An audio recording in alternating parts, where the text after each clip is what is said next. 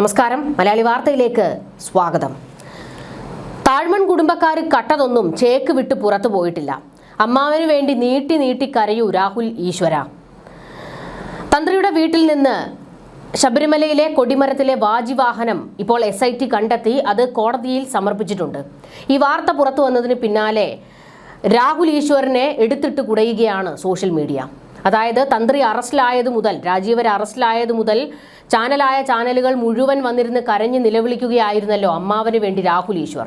അതുകൊണ്ട് രാഹുൽ ഈശ്വറിന് കൊട്ടാൻ കിട്ടിയ ഒരു അവസരം എല്ലാവരും എടുത്തങ്ങ് വിനിയോഗിക്കുകയാണ്. രാഹുൽ ഈശ്വറിനെ പരിഹസിച്ചുകൊണ്ടുള്ള ചില പോസ്റ്റുകളൊക്കെ ഇപ്പോൾ വരുന്നുണ്ട്. അതിൽ ഏറ്റവും പ്രധാനപ്പെട്ടത് ഇങ്ങനെയാണ്: രാഹുൽ ഈശ്വറിന്റെ ഒരു ഗതികേട് നോക്കണേ, അമ്മാവനെയും വെളുപ്പിക്കണം, സുഹൃത്തായ രാഹുൽ മാങ്കൂട്ടത്തിലിനെയും വെളുപ്പിക്കണം. ഇങ്ങനെ വെളുപ്പിച്ച് ഇവന്റെ ജീവിതം തീരുമെന്നാണ് പലരും പരിഹസിച്ചുകൊണ്ട് പറയുന്നത്.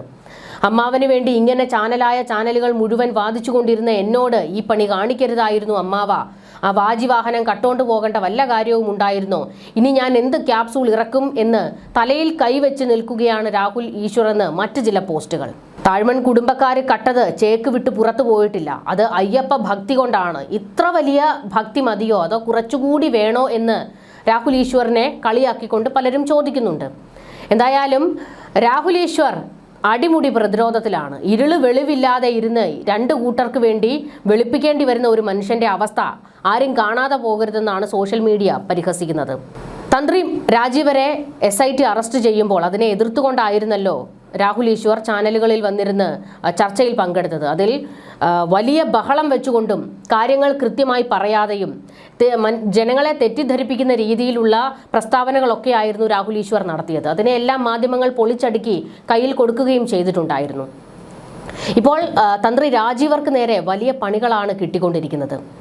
രാജീവരുടെ വീട്ടിൽ നിന്നും കണ്ടെത്തിയ വാജിവാഹനം കൊല്ലത്തെ വിജിലൻസ് കോടതിയിലാണ് SIT സമർപ്പിച്ചിരിക്കുന്നത്. പഴയ കൊടിമരത്തിലുണ്ടായിരുന്ന വാജിവാഹനം തന്ത്രി കണ്ഠരര് രാജീവര് കൈവശം വെച്ചിരിക്കുകയായിരുന്നു എന്നുള്ളത് ഇതോടെ വ്യക്തമാകുകയാണ്. വർഷങ്ങൾ പഴക്കമുള്ള ശില്പമാണ് വാജിവാഹനം. 11 കിലോ തൂക്കം വരുന്ന പഞ്ചലോഹത്തിൽ സ്വർണം പൊതിഞ്ഞതാണ് ഇത്. നിർണായകമായ ഒരു നീക്കമാണ് അന്വേഷണ സംഘം നടത്തിയിരിക്കുന്നത്. സ്വർണ്ണക്കൊള്ളയുമായി ബന്ധപ്പെട്ട അന്വേഷണം പുതിയ തലങ്ങളിലേക്ക് എത്തുകയാണ്. ക്ഷേത്രങ്ങളിലെ കൊടിമരം മാറ്റി സ്ഥാപിച്ചതുമായി ബന്ധപ്പെട്ട ക്രമക്കേടുകൾ കൂടി പ്രത്യേക അന്വേഷണ സംഘത്തിന്റെയും ദേവസ്വം വിജിലൻസിന്റെയും പരിധിയിൽ വരുന്നു. ഹൈക്കോടതി നിർദ്ദേശപ്രകാരമാണ് അന്വേഷണം വ്യാപിപ്പിച്ചിരിക്കുന്നത്. 2017 ശബരിമലയിൽ ഉണ്ടായിരുന്ന വളരെ മൂല്യമുള്ള വാജിവാഹനം തന്ത്രി വീട്ടിലേക്ക് കൊണ്ടുപോകുന്നത്. വിവാദങ്ങളെ തുടർന്ന് വാജിവാഹനം തിരികെ നൽകാൻ തയ്യാറാണെന്ന് തന്ത്രി ദേവസ്വം ബോർഡിനെ അറിയിച്ചിരുന്നു. എന്നാൽ ദേവസ്വം ബോർഡ് അത് തിരിച്ചെടുത്തിരുന്നില്ല. വാജിവാഹനം മാത്രമല്ല, കൊടിമരത്തിനൊപ്പം ഉണ്ടായിരുന്ന സ്വർണത്തിലോ പഞ്ചലോഹത്തിലോ നിർമ്മിച്ച അഷ്ടദിക്പാലക രൂപങ്ങളെക്കുറിച്ച് ഇപ്പോഴും വ്യക്തതയില്ല. ഇവ എവിടെയാണെന്ന ചോദ്യത്തിന് ദേവസ്വം വിജിലൻസിന്റെ പ്രാഥമിക അന്വേഷണത്തിൽ മറുപടി ലഭിച്ചിട്ടില്ല. ഇവ കടത്തിയതാണോ അതോ ദേവസ്വം രേഖകളിൽ ഇല്ലാത്തതാണോ എന്ന കാര്യം SIT പരിശോധിച്ചു വരികയാണ്. 2017 പ്രയാർ ഗോപാലകൃഷ്ണൻ ദേവസ്വം ബോർഡ് പ്രസിഡന്റ് ആയിരുന്ന കാലത്താണ് ശബരിമലയിലെ പഴയ കൊടിമരം മാറ്റി പുതിയത് സ്ഥാപിച്ചത്. പഴയത് ജീർണിച്ചതിനാലാണ് മാറ്റി സ്ഥാപിക്കാൻ തീരുമാനിച്ചത്. എന്നാൽ അന്ന് നീക്കം ചെയ്ത പഴയ ഭാഗങ്ങളും അതിലുണ്ടായിരുന്ന വിഗ്രഹ രൂപങ്ങളും കൃത്യമായി ദേവസ്വത്തിന് കൈമാറിയിരുന്നോ എന്നതിലാണ് ഇപ്പോൾ ദുരൂഹത നിഴലിക്കുന്നത്. തന്ത്രിയുമായി അടുത്ത ബന്ധമുള്ള പലരിൽ നിന്നും മൊഴിയെടുത്തപ്പോഴാണ് കൊടിമരവുമായി ബന്ധപ്പെട്ട വിവരങ്ങൾ അന്വേഷണ സംഘത്തിന് ലഭിച്ചത്.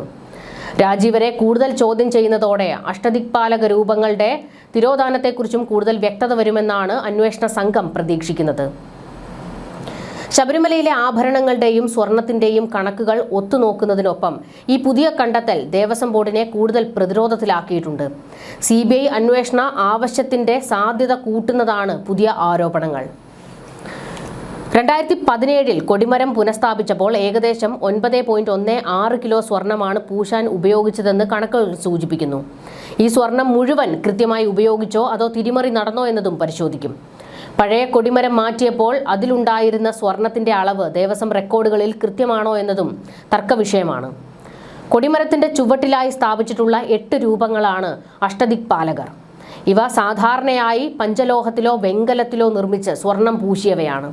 പുരാതനമായ ഈ രൂപങ്ങൾക്ക് കോടിക്കണക്കിന് രൂപ അന്താരാഷ്ട്ര വിപണിയിൽ മൂല്യമുണ്ട്.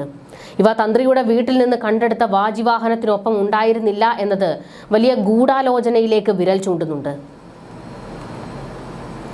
കൊടിമരം മാറ്റിയ സമയത്ത് ദേവസ്വം വിജിലൻസ് ഒരു ഇൻവെന്ററി തയ്യാറാക്കിയിട്ടുണ്ടാകും. എന്നാൽ ഇപ്പോൾ കാണാതായ രൂപങ്ങളെക്കുറിച്ച് ഈ ലിസ്റ്റിൽ പരാമർശമുണ്ടോ എന്നത് വ്യക്തമല്ല. രേഖകളിൽ പൊരുത്തക്കേട് കണ്ടെത്തിയാൽ അന്നത്തെ ദേവസ്വം ഉദ്യോഗസ്ഥരും അന്വേഷണ പരിധിയിൽ വരും. സംസ്ഥാന പോലീസിന്റെ പ്രത്യേക അന്വേഷണ സംഘത്തിന് തന്ത്രിയെയും ദേവസ്വം ഉന്നതരെയും ചോദ്യം ചെയ്യുന്നതിൽ പരിമിതികൾ ഉണ്ടെന്ന് ഭക്ത സംഘടനകൾ ആരോപിക്കുന്നു. സ്വർണം കടത്താൻ അന്തർ സംസ്ഥാന ബന്ധമുണ്ടെന്ന സംശയം ബലപ്പെട്ടാൽ കേസ് CBIക്ക് വിടണമെന്നാവശ്യപ്പെട്ട് ഹൈക്കോടതിയിൽ പുതിയ ഹർജികൾ വരാൻ സാധ്യതയുണ്ട്. തന്ത്രി കണ്ഠരര് രാജീവരുടെ അറസ്റ്റിലേക്ക് നയിച്ച കട്ടളപ്പാളി കേസും സ്വർണ്ണക്കൊള്ളയും തമ്മിൽ ബന്ധമുണ്ടോ എന്ന് പരിശോധിക്കുന്നുണ്ട്. ക്ഷേത്ര നവീകരണത്തിന്റെ മറവിൽ നടന്ന നീക്കങ്ങളെല്ലാം ഒരേ സംഘമാണോ ചെയ്തത് എന്നതാണ് പോലീസിന്റെ സംശയം.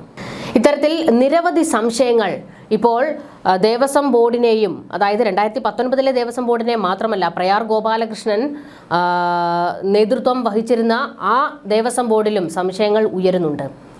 പലതും നഷ്ടപ്പെട്ടിട്ടുണ്ട് ശബരിമലയിൽ നിന്ന്. ഇതിനൊന്നും കൃത്യമായ രേഖകൾ ഉണ്ടായിരുന്നു. അന്വേഷണത്തിൽ നിന്ന് വ്യക്തമാകുന്നത് ഇപ്പോൾ നടന്നിരിക്കുന്ന കൊള്ള, അതായത് സ്വർണ്ണപ്പാളിയും കട്ടിളപ്പാളിയും ഒക്കെ മാത്രമാണല്ലോ പുറത്തേക്ക് വരുന്നത്. വാജിവാഹനത്തിന്റെ കാര്യം വരെ എത്തിയിട്ടുണ്ട്. അഷ്ടദിക്പാലക വിഗ്രഹം എവിടെ പോയി എന്നുള്ള ചോദ്യമുണ്ട്. ശബരിമലയിൽ നടന്നിരിക്കുന്ന കൊള്ള അതിപ്പോൾ പുറത്തു വന്നിരിക്കുന്നത് മഞ്ഞുമലയുടെ ഒരു അറ്റം മാത്രമാണ്. വലിയ സ്വത്തുക്കൾ ശബരിമലയിൽ നിന്ന് കട്ടുകൊണ്ടുപോയിട്ടുണ്ട് പലരും. അതിൻ്റെ എല്ലാം കൃത്യമായ വിവരങ്ങൾ പുറത്തേക്ക് വരേണ്ടതുണ്ട്. പക്ഷേ ദേവസ്വം ബോർഡിൻ്റെ മഹസറിലും മിനിറ്റ്സിലും എല്ലാം പലതും തെറ്റായിട്ടാണ് വ്യക്തമാക്കിയിരിക്കുന്നതും രേഖപ്പെടുത്തിയിരിക്കുന്നതും. ഇതിനിടെ വാജിവാഹനം തന്ത്രിയുടെ വീട്ടിലേക്ക് കൊണ്ടുപോയതിൽ ക്രമക്കേടോ തെറ്റോ ഇല്ല എന്നാണ് മറ്റൊരു സംഘം വാദിക്കുന്നത്.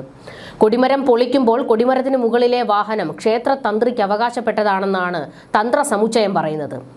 വാഹനം തന്ത്രിക്ക് അവകാശപ്പെട്ടത് എന്ന് തന്ത്ര സമുച്ചയം 10-ാം അധ്യായത്തിൽ പറയുന്നുണ്ട് എന്നാണ് മറ്റ് ക്ഷേത്രങ്ങളിലെ തന്ത്രിമാർ പറയുന്നത്. വാജിവാഹനം SIT പിടിച്ചെടുത്തതിലാണ് ഈ വിശദീകരണം. ശാസ്താവിന്റെ വാഹനം കുതിരയാണ് ശബരിമല കൊടിമരത്തിന് മുകളിലെ വാഹനം. വിഷ്ണു ക്ഷേത്രമാണെങ്കിൽ അത് ഗരുഡനാകും. 1971 നിർമ്മിച്ച കൊടിമരം പൊളിച്ച് 2017 ശബരിമലയിൽ പുതിയ കൊടിമരം സ്ഥാപിച്ചത്.